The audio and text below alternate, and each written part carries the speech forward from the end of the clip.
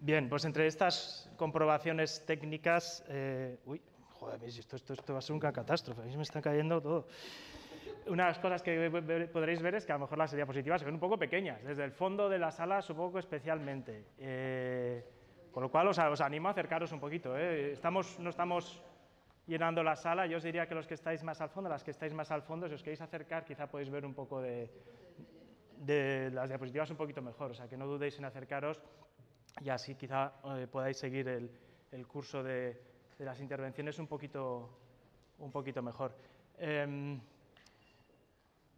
Bueno, pues en primer lugar, por supuesto agradecer la invitación tanto al Ayuntamiento como a la Universidad de La Laguna para poder venir hasta aquí. Me parece que Canarias es una tierra maravillosa y la verdad es que es un placer cada vez que me puedo acercar por aquí y se hace con mucho gusto, así que siempre que queráis a vuestra disposición. Dentro de los diversos ponentes y personas que van a hablar hoy, yo quizá tengo un perfil un poco más específico de poder contaros algo sobre políticas europeas, porque he estado trabajando en este tema ya unos cuantos años y he puesto un título al final de la charla algo distinto del que venía en el programa, me parecía un poquito más más directo, además utilizando una expresión muy española como la de pintan bastos, que me parecía una cosa que transmitía mucho la idea, es decir, ¿qué pasa en las políticas europeas y qué dicen sobre el tema de la ganadería, qué dicen sobre la ganadería extensiva, qué dicen sobre el pastoreo? Entonces, voy a intentar... ¿Cuánto tiempo tenemos para intentar no pisar demasiado? Porque yo puedo ajustar y contaros más detalles o menos detalles en función de cómo vaya, pero bueno, me vais diciendo si no... 40, bueno, voy a intentar ser un poco más corto, para no tampoco... ¿Vale? No se está haciendo ruido quizá, bueno, en fin. Os cuento algunas cosas de políticas europeas. En primer lugar... Bueno, está haciendo ruido ahora, y ahora ya no sé muy... Ah, que están encendidos. Joder, pues si tenemos aquí la experta técnica y no la sabíamos todavía para... Bueno, Europa existe, la Unión Europea, cuando voy a hablar de Europa, como se habla, o sea, Europa y la Unión Europea no es lo mismo. Cuando diga Europa voy a querer decir Unión Europea todo el rato, voy a simplificar y decir Europa, pero Europa es mucho más grande, como bien sabéis. Cuando voy a hablar de políticas europeas, bueno, la Unión Europea existe desde hace un porrón de años. Se acaban de cumplir 60 años de aniversarios de la política agraria común, que se fundó en el año 1962. España lleva un porrón de años también en la Unión Europea. Estamos hablando hay algunas políticas, algunas líneas de políticas europeas que llevan muchísimo tiempo en funcionamiento. Pero yo lo que voy a centrar hoy es contaros políticas e ideas e iniciativas que son del actual ciclo político. Entonces, el ciclo político a nivel europeo, o sea, son ciclos de 5 años, porque son cada 5 años que se celebran las elecciones al Parlamento Europeo. Esas elecciones que nunca estamos muy seguros de si merece la pena votar, no votar, porque total, bueno, en fin, esas son cada 5 años, las últimas fueron en 2019 y en 2024 tendremos nuevas. Yo sí que os diría que son elecciones que tienen bastante impacto. ¿Por qué? Porque lo que votamos y las decisiones que tomamos con respecto a los parlamentarios europeos que elegimos, cada uno de los Estados miembros de la Unión Europea, configuran un equilibrio de poderes en el Parlamento Europeo que luego se transmite en prioridades políticas que se adoptan para ese ciclo de 5 años. No es lo mismo que, por ejemplo, en los pasados, digamos, periodos de 5 años, ¿no?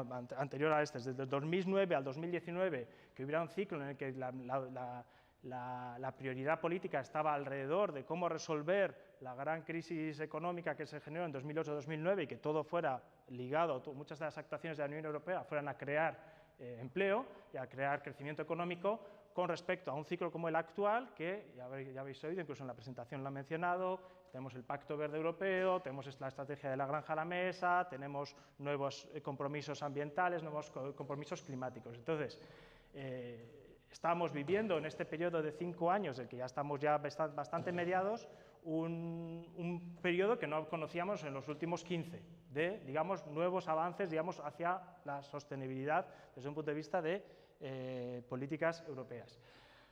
la propia presidencia de la Comisión Europea, o sea, que el hecho de que sea Ursula von der Leyen la que está dirigiendo la Comisión Europea no es un accidente, es porque el Partido Popular Europeo tiene la mayoría en el Parlamento Europeo. O sea, esto eso son cosas así. Si hubiera una dominancia de los partidos, digamos, del grupo de los progresistas con el Partido Socialista u otros, pues sería un representante del grupo político socialista. O sea, hay bastantes consecuencias sobre lo que se vota. Entonces, lo que con esto quiero incidir en el aspecto de que estamos viviendo un momento en el que, no solo por el equilibrio de poderes, sino también por la importancia que ha tenido todo el tema de la movilización climática, el Fridays for Future, toda la importancia que está teniendo el tema climático, también ha marcado la agenda política. Y es fruto de eso algunas de las decisiones que hemos estado viendo en estos últimos años.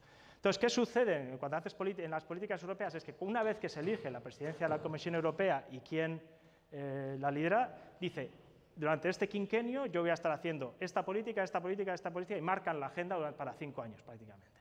Las marcan casi muy al principio. En el año 2019 ya sabíamos que íbamos a tener el Pacto Verde Europeo, ya sabíamos que íbamos a tener la estrategia de la granja a la mesa, ya sabíamos que íbamos a tener un montón de cosas así. Entonces, que sepáis que esto es así. Lo que pasa es que, claro, lógicamente, llegó la pandemia, ahora tenemos la guerra en Ucrania, o sea, la cosa luego se agita, pero digamos que hay un planning inicial y en ese planning es donde estaban muchas de las políticas de las que os voy a mencionar hoy.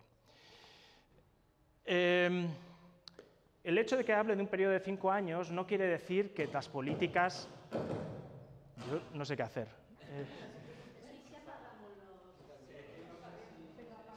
Bueno, no quiere decir que las políticas sean necesariamente cortoplacistas.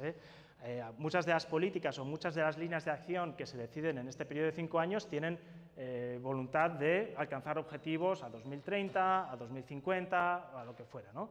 El gran ejemplo de ello, lo he puesto ahí arriba, que todo el mundo ya debe estar más que al corriente porque es el que domina la agenda política ambiental, por lo menos, es el tema de la neutralidad, climática para mediados de siglo. Bien, ese objetivo es un objetivo que no solo se ha dicho y no solo se ha planteado, no solo lo ha dicho Ursula von der Leyen, ha dicho esto es nuestro objetivo, vamos a ir hacia aquí, sino que al margen de eso, lo que ha hecho... bueno, tenemos aquí el... Ya veis... Bueno, a ver, sí. Como sigue haciendo ruido, ya esto va a ser otra cosa. Bueno, en fin, no es un llamamiento a queremos ir aquí, sino que ese objetivo climático se ha fijado en una ley europea, ¿no? Hay un reglamento europeo que dice Europa va a ser climáticamente neutra en 2050. ¿Esto qué quiere decir? Estoy haciendo una diferencia muy clara entre lo que es digamos, un compromiso o una llamada más política de hacia dónde queremos ir con respecto a qué cosas se fijan verdaderamente en reglamentos europeos. Y el tema del clima está completamente fijado en el reglamento europeo. Eso quiere decir que los Estados miembros de la Unión Europea, como España y todos los demás, digamos, han entregado una parte de su poder a una entidad superior, que es la Unión Europea, a una entidad de gobernanza superior que es la Unión Europea, y ha dicho, Unión Europea, yo me comprometo a ser... Yo me comprometo... Sí, a ver si a lo mejor no...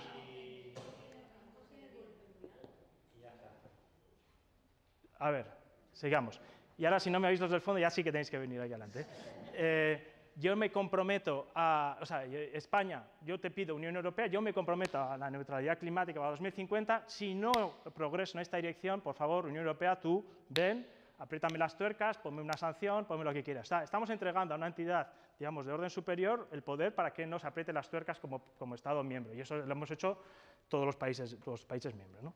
Eso es un escenario completamente distinto del que tenemos con otros objetivos, como los que quizá habréis podido seguir, no sé qué intereses tenéis, si venís más del ámbito agrario, biodiversidad, lo que fuera, pero por ejemplo habréis oído objetivos que tienen que ver con los aspectos de la biodiversidad para 2030, hay una nueva estrategia de la biodiversidad para 2030, está la estrategia de la granja a la mesa, la que dice que queremos que haya un 25% de la superficie agraria europea que sea en producción ecológica, la que dice que hay que reducir a la mitad los pesticidas. Todos esos objetivos son objetivos que están flotando por ahí, pero que no están atados en ningún sitio, ¿vale? Son como objetivos aspiracionales. Y solo cuando hay luego detrás de esas estrategias o detrás de esos planes que hace la Comisión Europea, cuando luego eso se debate más y ya se fija en una ley, cuando eso ya se convierte en algo, digamos, con fuerza, por así decirlo.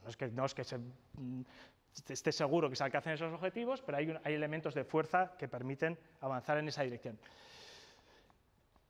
Entonces, os voy a contar, me voy a centrar ahora en dos, bueno, voy a contaros algunas cosas que son de estrategias políticas. Cuando voy a mencionar el término estrategia política, que es justamente la diferencia que estaba intentando hacer, las estrategias políticas las escribe la Comisión Europea y no las aprueba ni el Parlamento, ni el Consejo de la Unión Europea, ni nadie, ¿vale? Las escribe la Comisión Europea y son orientaciones políticas de lo que quieren hacer, ¿vale?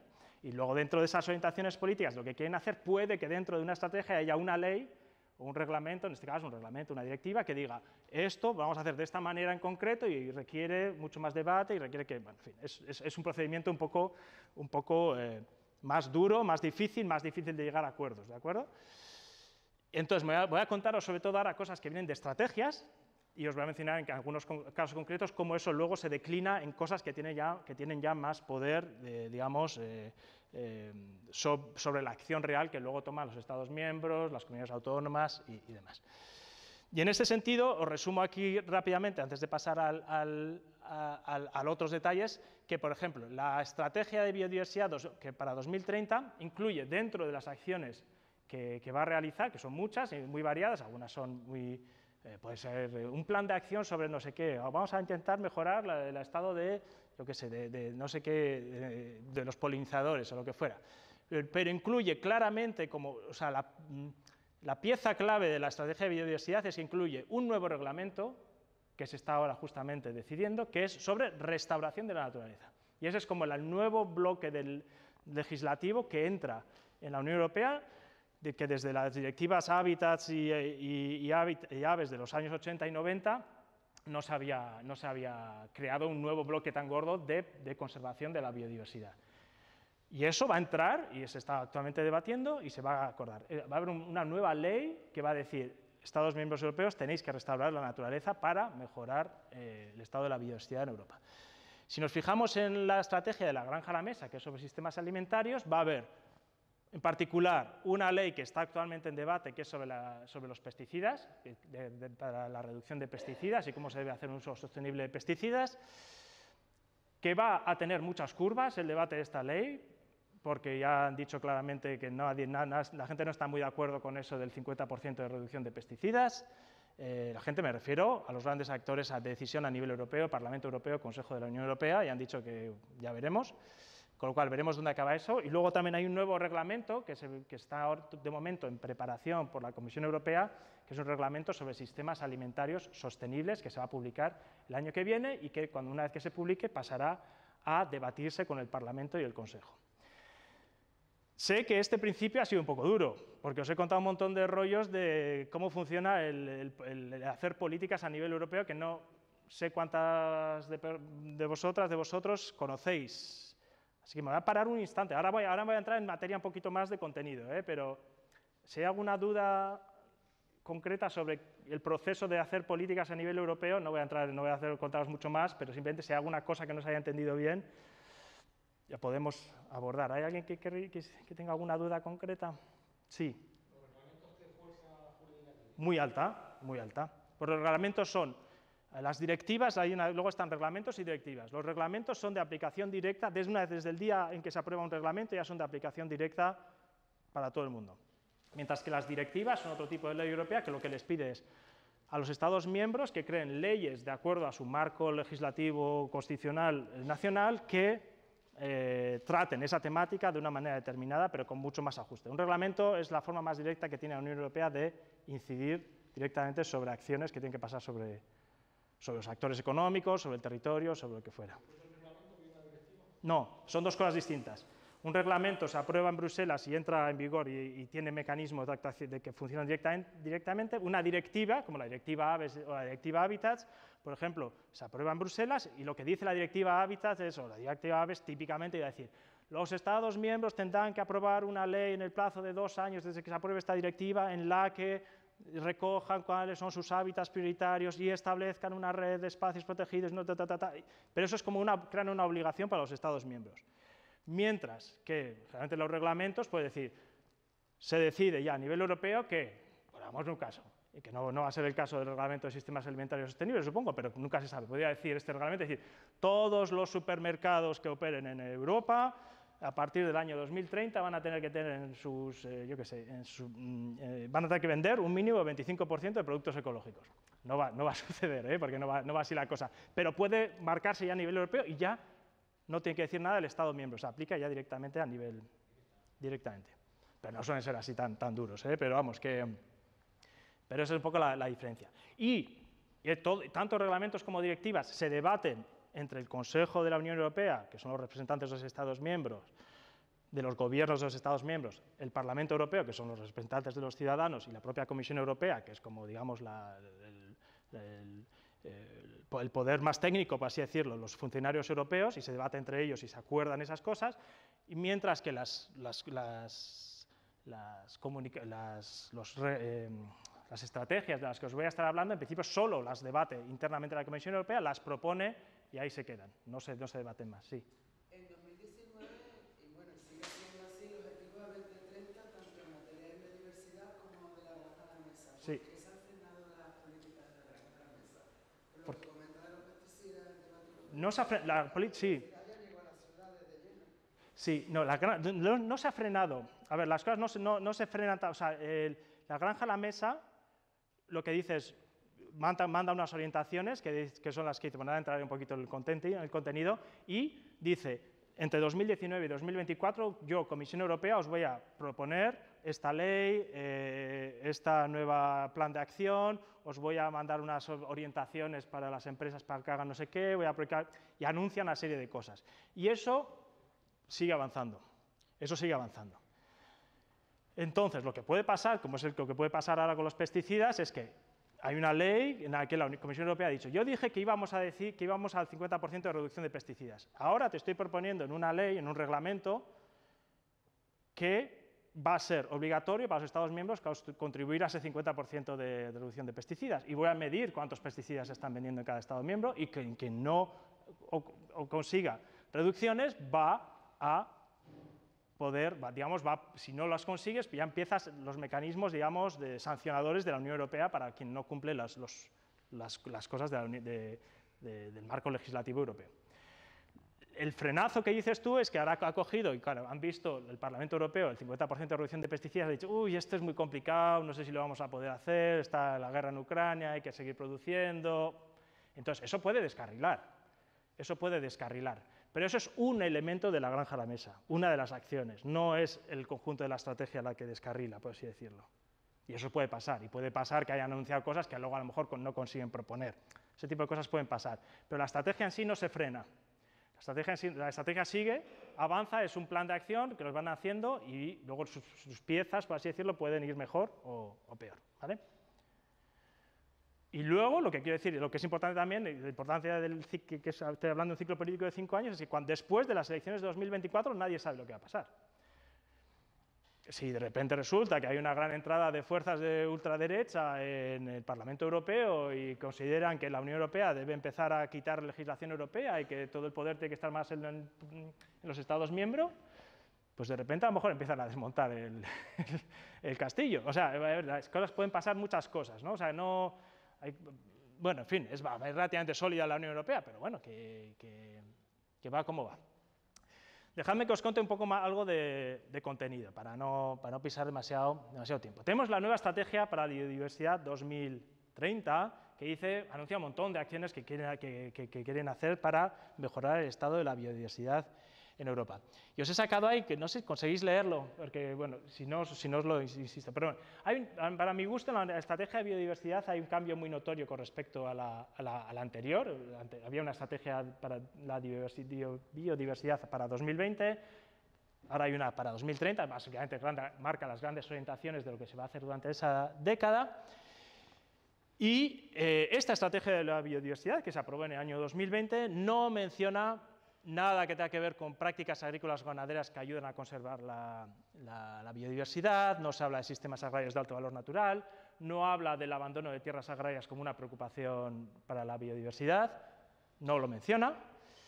De hecho, hay una sección, no se trata que no hable de cosas agrarias, hay una sección que se llama Trayendo de vuelta la biodiversidad a zonas agrarias, que lo que habla es reducción de pesticidas, reducción de antibióticos, reducción de fertilizantes y habla de conseguir ese 25% de producción agraria en ecológico, que está muy vinculado a esa reducción de insumos y que es lo que es el elemento mayor dentro de cómo hay que intervenir en ese sector agrario para mejorar cuestiones de biodiversidad. A mí me parece esto un cambio de discurso muy importante con respecto al que había hace 10 o 15 años con respecto a la biodiversidad y las prácticas agrarias. No quiere decir que no se puedan hacer cosas que sean prácticas agrarias beneficiosas para la biodiversidad. Esto simplemente, a mí me parece simplemente que plasma un poco dónde está el foco de atención cuando hablamos de biodiversidad actualmente a nivel europeo, y por eso os lo menciono aquí. Y como os decía anteriormente, la iniciativa legislativa, o sea, la nueva ley europea que va a entrar, que es con más fuerza dentro del mundo de la biodiversidad en los próximos años, esta nueva ley de restauración de la naturaleza, ¿qué dice esta ley? Todavía no está aprobada, está en debate con el Parlamento Europeo y el Consejo. ¿Qué dice? Esto es una selección de cosas que tienen que ver con el mundo agrario. Lo que sí que incluye es obligaciones para los Estados miembros para alcanzar una serie de objetivos a 2030 e incluso para años posteriores que están vinculados a diversos ejes. Los tres principales que tienen que ver con el ámbito agrario son los hábitats agrarios que ya están protegidos por las directivas europeas, las turberas, por el gran contenido que tienen en carbono, y las aves agrarias. Esas son las tres cosas a las que ha puesto números muy claramente y está diciendo tenemos que conseguir que el índice de aves agrarias esté a este nivel, el índice de protección, que el 50% de las turberas se haya restaurado, o sea, están poniendo números muy claros en los objetivos. Y luego hay otros tres cosas con números mucho menos claros, que están todavía más por definir, que son los elementos del paisaje, árboles, setos, muretes de piedra, todo este tipo de cosas que contribuyen a que haya diversidad en las zonas agrarias, el tema de polinizadores y el contenido de carbono en suelos minerales, pero eso en términos más vagos. ¿Qué quiero decir con esto? Que hoy, como podemos a veces pensar desde ciertas actividades como la ganadería pastoral, nosotros estamos convencidos que contribuye a la biodiversidad, pues está muy bien, pero en lo sucesivo vamos a empezar a tener que justificarlo más y más por la medida en que la ganadería pastoral contribuye a conservación de hábitats que están protegidos por directivas europeas, turberas en nuestro caso no es muy relevante ni en Canarias ni en España, y aves agrarias, ¿qué más? Y cuando demostremos eso, tendremos la fuerza de una ley detrás que nos ayude a empujar ciertas cosas.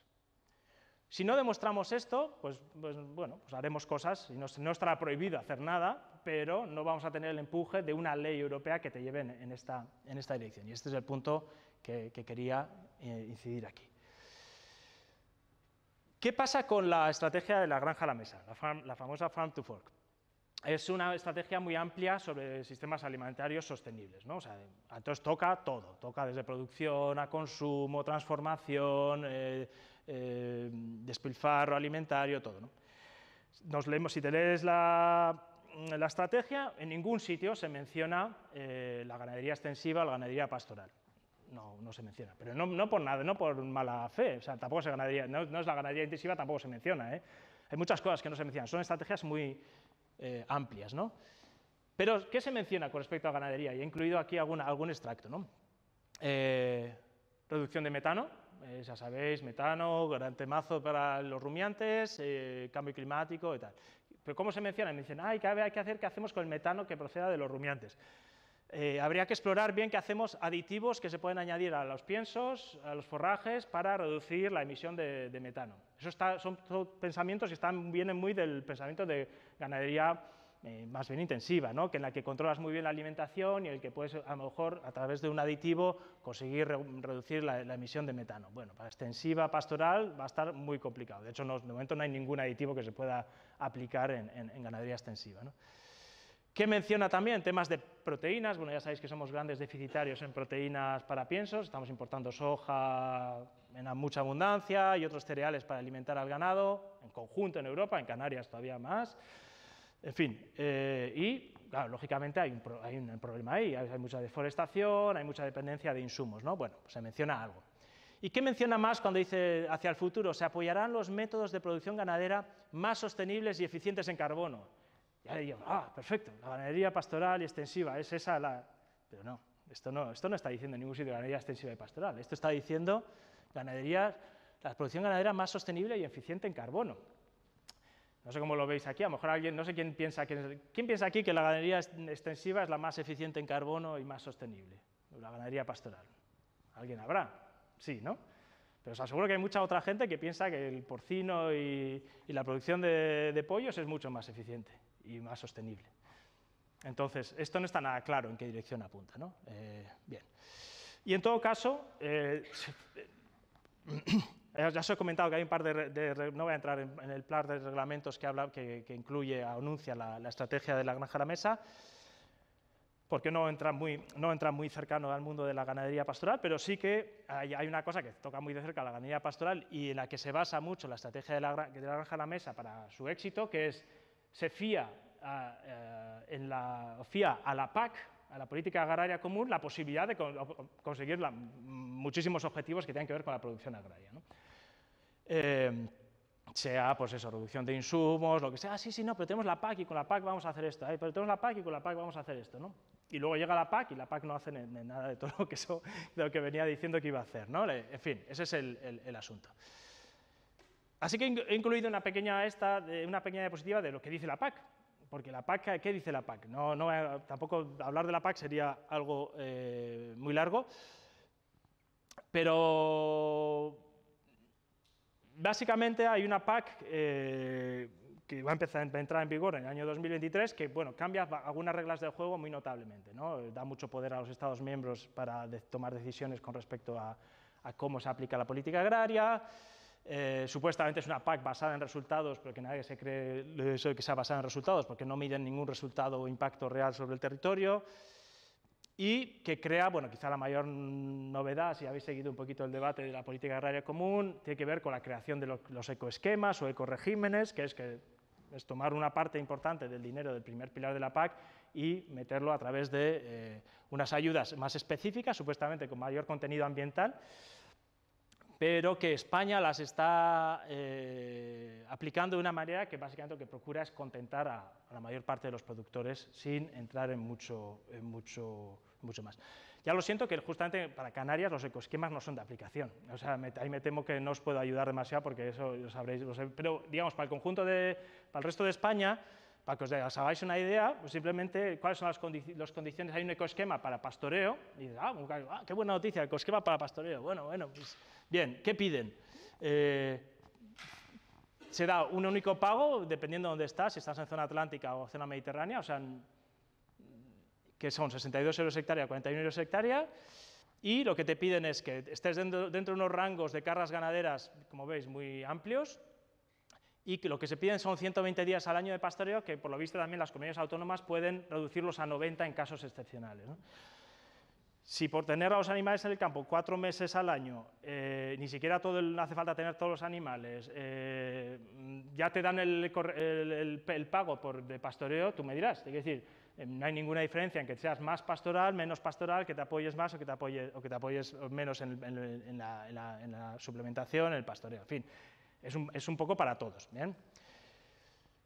Paso un poquito, no sé, yo me estoy consumiendo el tiempo, pero paso rápidamente a contaros otro par de cosas de otras estrategias, no me voy a detener mucho. Hay una estrategia para el metano, os he mencionado antes el metano. Aproximadamente el 50% del metano que se emite viene del sector agrario y la mayor parte es de la ganadería. Pues sí, se menciona la ganadería en la estrategia para el metano de la Unión Europea. Nuevamente se dice, sí, pero lo vamos a conseguir reducir gracias a la PAC. Y luego, cuando llega la hora de poner eso en una ley más firme, que la han publicado en el año 2021, hay una ley sobre el metano europea que se publicó en el año 2021, es solo para el sector energético, no toca el sector agrario. O sea que yo por aquí no va a venir nada muy limitante para la ganadería desde el punto de vista del metano.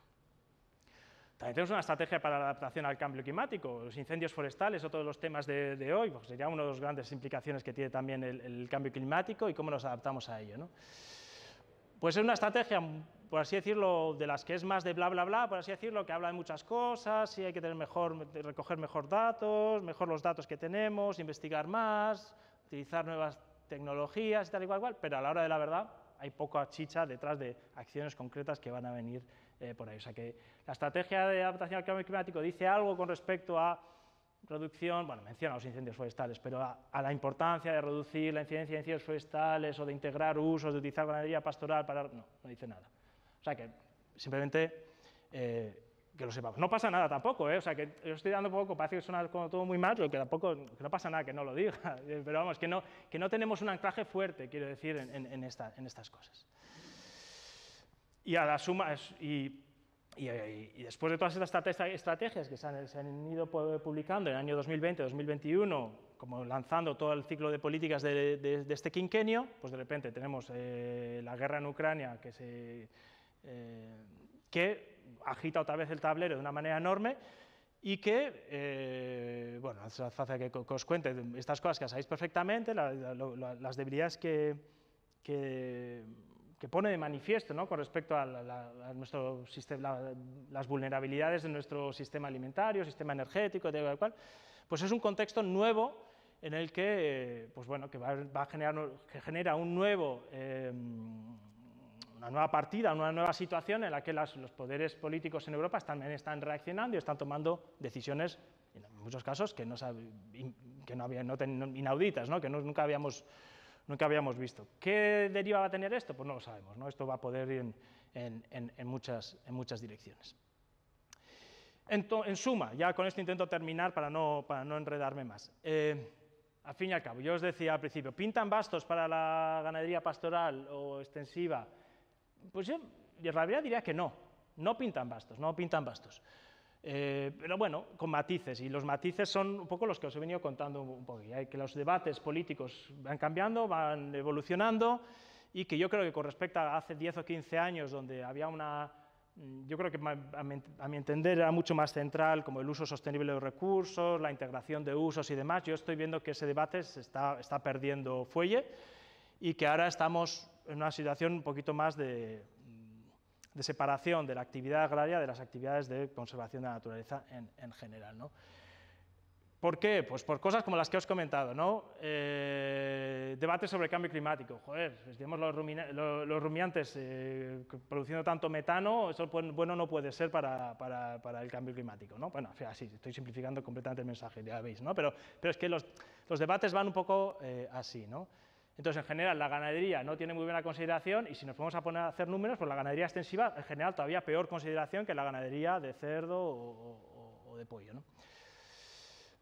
Lo que os comentaba anteriormente, se habla de mayor sostenibilidad en los alimentos, pero es que hay que armarse de argumentos para decir esta ganadería es más sostenible, ¿no? ¿Desde qué parámetros, con qué argumentos? Hay que tener eso muy clarito, porque si no nos van a comer la tostada, pero muy rápidamente otro tipo de producciones agrarias, ¿no?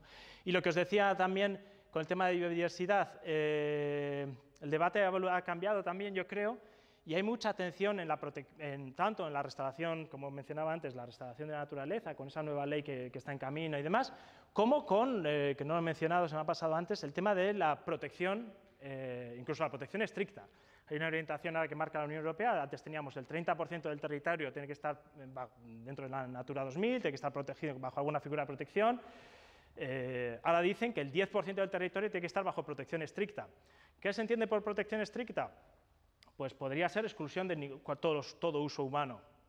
Podría ser, no está claro que sea, pero podría ser todo uso humano que no sea, digamos, recreativo seguramente, ¿no? O sea, hay una búsqueda de una naturaleza más protegida, por así decirlo, de la influencia humana que está presente en el debate, ¿no?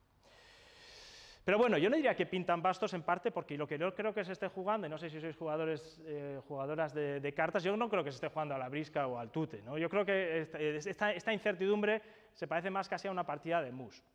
En una partida de mus en las que te descartas, cambias cartas, entran nuevas cosas, cambia el juego, hay que estar muy... Esa incertidumbre nos movemos a veces en el mundo europeo. Entonces, cuando juegas al mus, pues poco importa que pinten bastos o no pinten bastos, de hecho no pintan ninguno de los palos, ¿no? Y creo que puede haber nuevas oportunidades y nuevos espacios en los que las fortalezas que tiene la ganadería pastoral y extensiva se reconozcan bien. Y una de esas fortalezas es precisamente adaptarse a esa incertidumbre y adaptarse y jugar con esa variabilidad y en ese terreno, ¿no?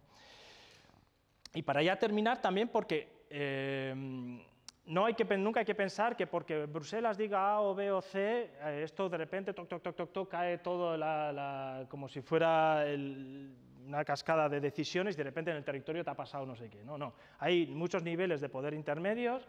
Con la PAC, ya os lo he mencionado, por la importancia que tiene cada vez mayor los Estados miembros y las comunidades autónomas en las decisiones que se toman de la aplicación práctica de esa política. Puede decir la PAC lo que sea a nivel europeo, dentro de unas ciertas normas, pero en realidad el cómo eso se conjuga y se aplica en el territorio va a depender en buen grado de las decisiones que se toman luego a nivel nacional y regional, y es a esa escala donde se pueden hacer muchas cosas bien y, lógicamente, también por la misma regla de 3 se puede hacer muchas cosas mal. Se puede fallar en muchas cosas a ese nivel o se puede acertar en muchas cosas. O sea, los instrumentos están ahí y aunque os he contado mucho de grandes orientaciones, al final mucho de cómo se apliquen todas estas políticas, sean biodiversidad, cambio climático, agrarias, de prevención de incendios, lo que queramos, va a depender de, digamos, el estado del debate público y debate político a nivel apropiado, ¿no? El nivel regional o en vuestro caso de cabildos o lo que corresponda, y qué grandes orientaciones quieran o que tengan muy claro cómo quieren aplicar esas políticas europeas para que luego en el territorio tengan las consecuencias que sea deseable que tengan. Y con esto yo creo que termino. Muchas gracias.